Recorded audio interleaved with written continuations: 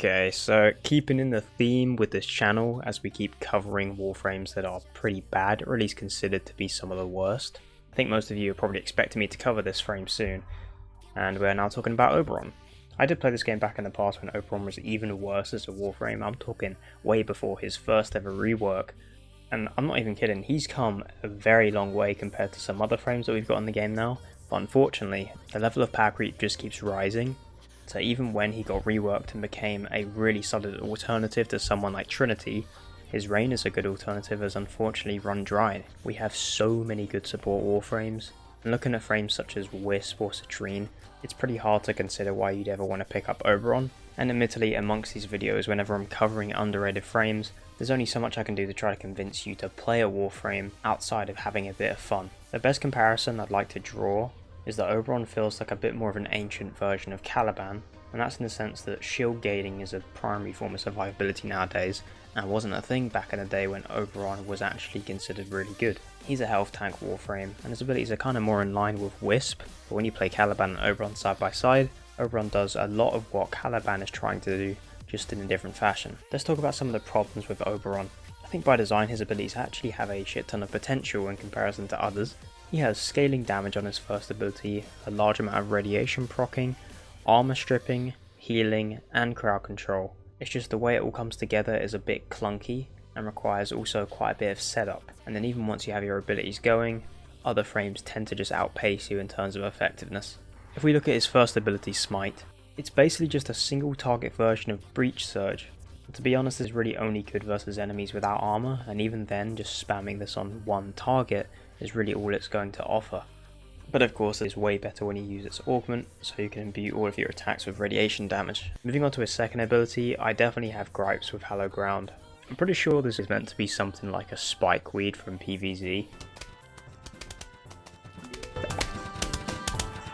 But this thing's absolutely fucking muffins for damage. I mean, can you imagine if it was doing like slash and just fucking decimating enemies as they stepped in your area? And yeah, I guess it is decent because it procs radiation, but if we're discussing ideas on how to make Oberon better in terms of buffs, I think seeing Hallowed Ground that's like a really solid damage dealing ability would be super fun, and pretty unique to him because it would offer a playstyle that not many Warframes have.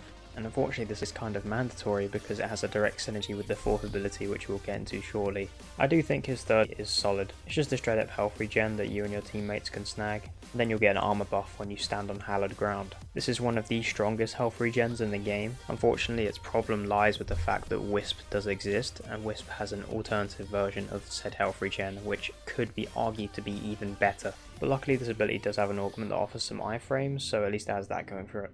And then finally, ult is kind of meant to be a nuking ability, but it really doesn't perform well as one because its damage is kind of lacking, and so is its range. You basically body slam the enemies, and if you do this on Hallowed Ground it will strip their armor.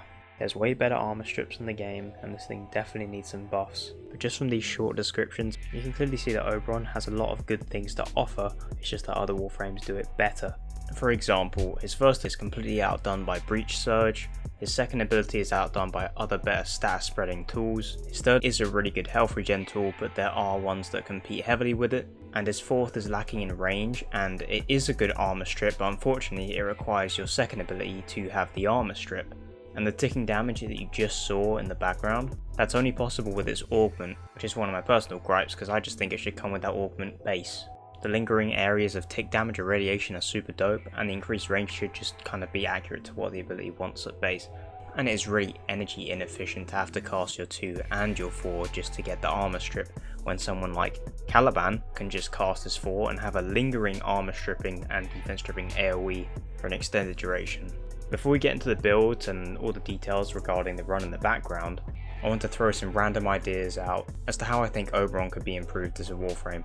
I've personally removed the synergy of his 2 and his 3.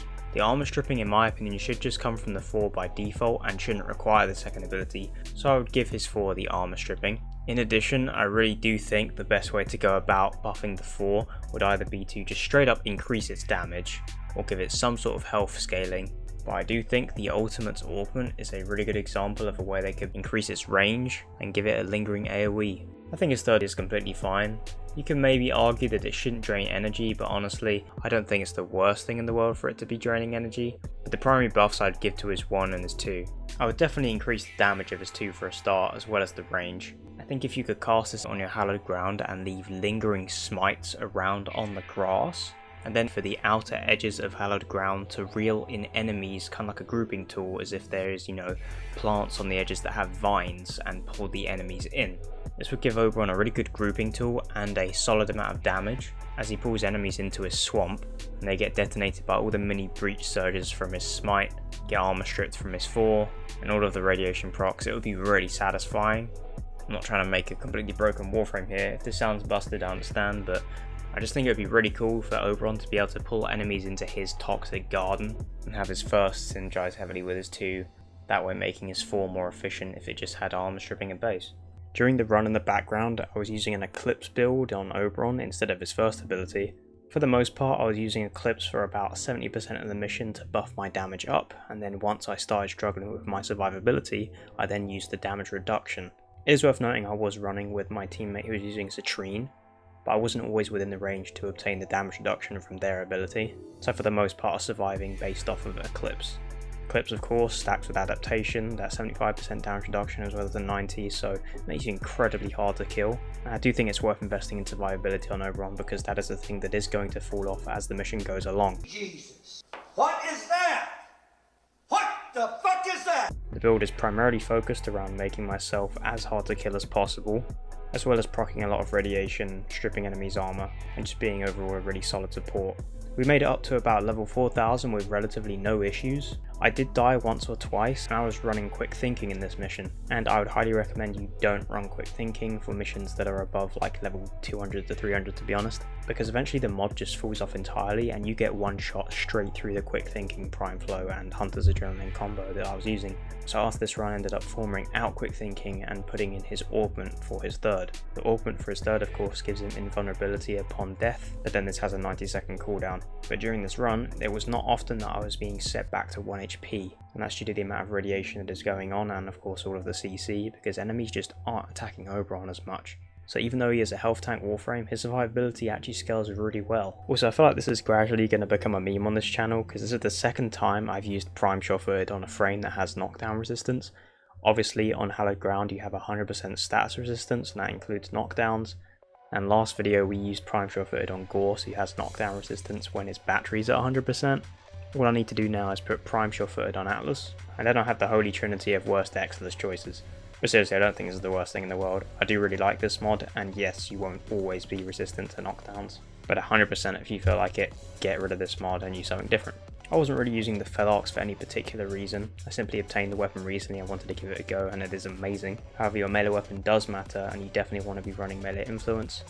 In this case, I went with the Anku. The Anku with its Incarn has an insane amount of slash damage when you do a slide attack.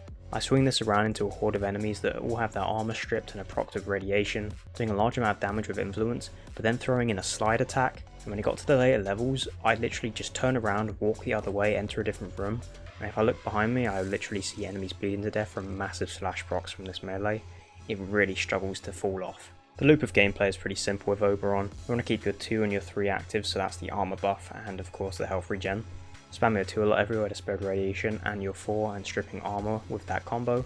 And then use your 1 whenever you are struggling maybe with damage. You can activate the damage buff from Eclipse, or if you're getting hit really hard you can switch it to the damage reduction. And I've never taken Oberon this far before. I know it's not level cap or anything, but level 4000 isn't really anything to scoff at for a health based Warframe, and this wasn't remotely a struggle at all. For my focus school I was using Madurai for the extra casting speed and the strength. I made sure to cast this before I activate my 3rd, that way I get the strength bonus on my armor buff and my health regen. And for companions I was using the Nautilus for better grouping. This helps pull enemies within range of my 2 and my 4, considering that there's no extra range on this build. And here's an alternative Oberon build if you want something a bit more damage focused. This has less survivability and isn't really going to take you to this kind of level, but I think for most content you're probably going to be looking for more damage, and the augment for his 4 is really worth using because the tick damage you get, and then combining it with something like Breach Surge, all of the attacks from your 2 and your 4 will be multiplied with all those particles, and it's a pretty satisfying setup, but it isn't going to break any new ground in terms of DPS. So the verdict of the video I think is that Oberon has kind of succumbed to time. Being just an okay Warframe doesn't really cut it anymore because everyone is becoming so strong. All the reworks and buffs that have happened over the years has made Oberon's rework in the past kind of redundant, but I think his design definitely has some merits. I don't think he's really going to have your teammates complaining if you decide to use him on a mission, because he has some pretty nice buffs to offer. Once again, just like most of these videos, I definitely recommend you give him a try. Way too many people getting burnt out of this game nowadays because all they use is the best stuff, and if you try something a bit less powerful that maybe has more fun to offer, it might help with your burnout. If you guys enjoyed the video, be sure to like and subscribe, and remember we also have our primary YouTube channel, the Apex Legends based one, if you're interested in any cracked gameplay for that video game. Link will be in the description, and also let me know what other frames you'd like to see me cover on this channel. I appreciate you guys for watching the video, and I'll see you in the next one.